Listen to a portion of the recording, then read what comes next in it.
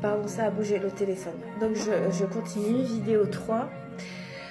Donc oui, quand je demande pardon, c'est pas un pardon pour que je passe pour la gentille fille ou pour me décharger, me soulager, comme c'est dit. C'est une mauvaise interprétation du pardon. En fait, oui et non, c'est pas une mauvaise interprétation du pardon, parce que en vérité, lorsqu'on demande pardon, c'est parce qu'on veut se soulager, parce qu'on culpabilise. En principe, c'est ça. Lorsqu'on demande pardon à l'autre personne, à celle qu'on a fait du mal, à celle auquel on regrette de l'avoir blessée et de lui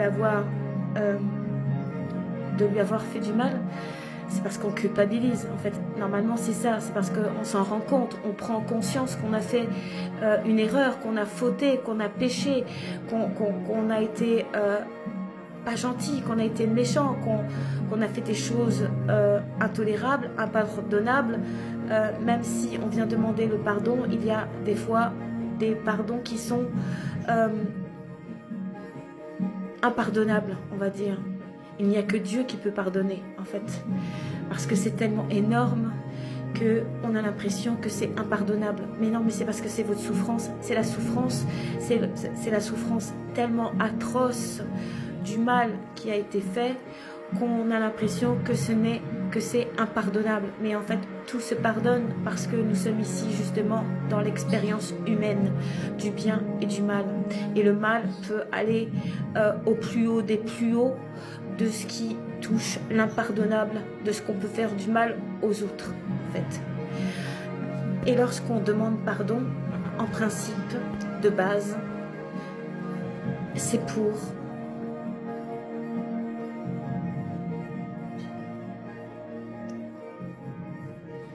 moi. Quand je demande pardon, c'est parce que je regrette de vous avoir fait du mal, parce que je me rends compte que j'ai mal agi et que j'ai mal réagi et que j'ai suivi mes impulsions de mon ego.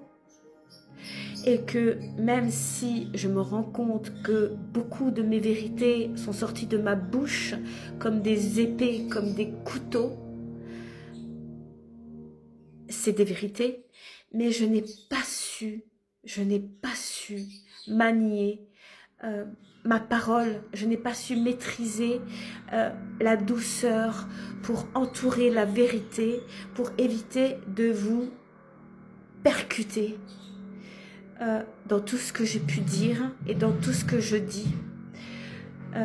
Et ça, c'est Jésus.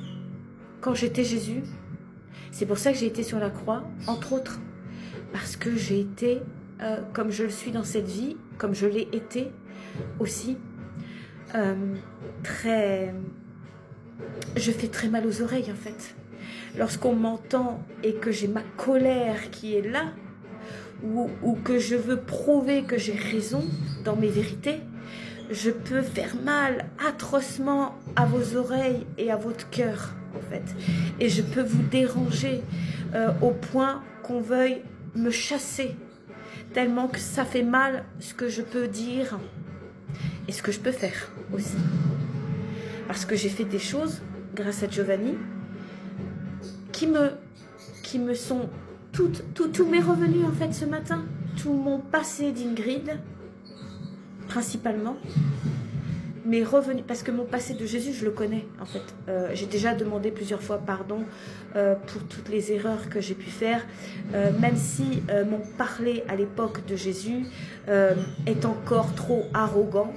On me retrouve dans des écrits où je suis arrogant et prétentieux par rapport à Dieu. D'ailleurs, Dieu m'a remis à ma place là, voilà. Et je suis une femme, c'est pas pour rien, c'est justement parce que j'ai rabaissé la femme.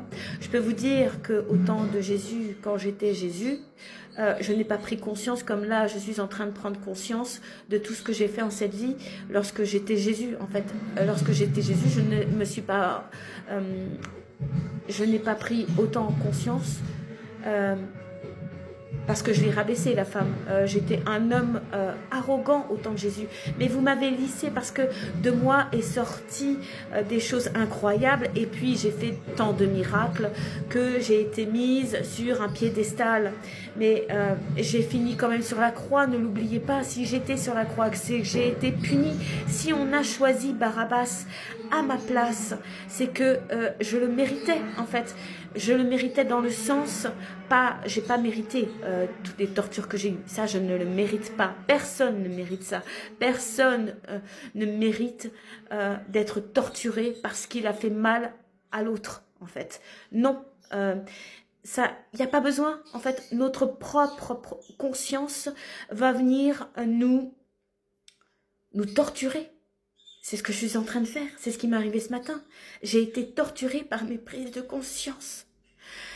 Et c'est ce qui se passe dans la mort. Vous êtes torturés par vos prises de conscience. Et c'est ce qui vous arrive grâce à Dieu par miracle dans la vie. Quand vous êtes vivant, vous avez des prises de conscience avant de mourir. C'est ce que je suis. Là, j'essaye de vous faire prendre conscience en tant que vivant. Sinon, vous allez souffrir encore beaucoup plus dans la mort. Parce que ce sera, vous allez vous rendre compte que vous avez perdu du temps dans votre vie. Pardon, j'ai mon nez qui coule. Ça coule de source. Dieu est OK. Comme à l'ancienne époque où je faisais mes vidéos avec toutes mes émotions. Donc on n'a pas besoin de se venger de l'autre quand il nous fait du mal en fait. On peut réagir, forcément on peut être en colère après l'autre, forcément c'est évident, on est tous humains et on a tous des émotions, Dieu nous a mis nos émotions. Il faut faire comprendre à l'autre qu'on a eu mal, il faut lui dire à l'autre, tu m'as fait mal, il faut me dire, vous avez bien fait de me chasser, vous avez bien fait de ne pas réagir, de me mettre sous silence ou de vous en aller, de partir ou de mourir. Vous avez bien fait de partir et de mourir. Vous avez bien fait de vous éloigner de moi. Vous avez bien fait de vous mettre en colère après moi. Vous avez bien fait de me rejeter. Vous avez bien fait de me mettre sur la croix.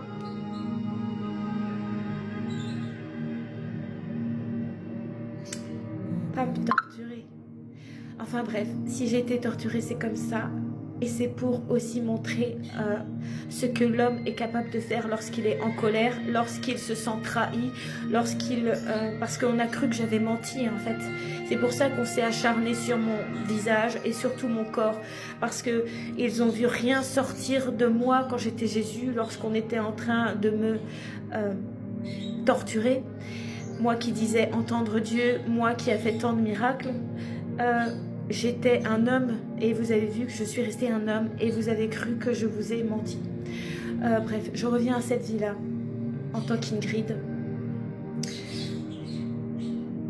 Donc je me suis pas mis assez à votre place lorsque j'ai profané, je sais pas si c'est ça qu'on dit, profané, propagé des propos avec mes vérités. Parce qu'en fait je vous ai secoué tout ce que j'ai pu vous dire à mes proches et à mes non-proches, ça secoue en fait, et je continue avec insistance, mais j'avais pas besoin en fait, j'ai pas eu assez de tact, et puis je me suis aussi basée sur mon ego, parce que ici je suis née, je suis la fille de l'homme en fait, donc je suis née comme vous tous, et donc j'ai tout vécu comme vous tous, et que ce soit de vous à moi et de moi à vous, l'ego, le diable, je l'ai eu de plein fouet et je vous ai envoyé mon diable aussi. Bref, je sais pas si c'est clair tout ce que je vous dis. Bref, en tout cas, je me rends compte de plein de choses et de mes actes, donc j'ai demandé pardon. Donc je demande pardon pas pour qu'on m'aime, en fait. Je ne demande pas à être aimée. Je ne demande pas à ce qu'on me pardonne. C'est pas ça que je veux dans le pardon. Ce que je veux, c'est vous dire que, en fait, je vous aime, même si, admettons, quand on idéalise quelqu'un, même si on s'aperçoit qu'en fait, il ne faut pas idéaliser la personne, qu'elle a plein de défauts. Eh bien, je vous aime, en fait, c'est ça que je veux dire, en fait, parce que moi, j'ai des défauts et faut pas m'idéaliser. eh bien vous c'est la même et en fait je vous aime entièrement. Je vais faire une autre vidéo, ça va se terminer. Et l'erreur est humaine, nous sommes là pour expérimenter ça. Et il ne faut pas se venger, il faut demander pardon et s'aimer tous, les uns les autres. C'est ça que je veux faire.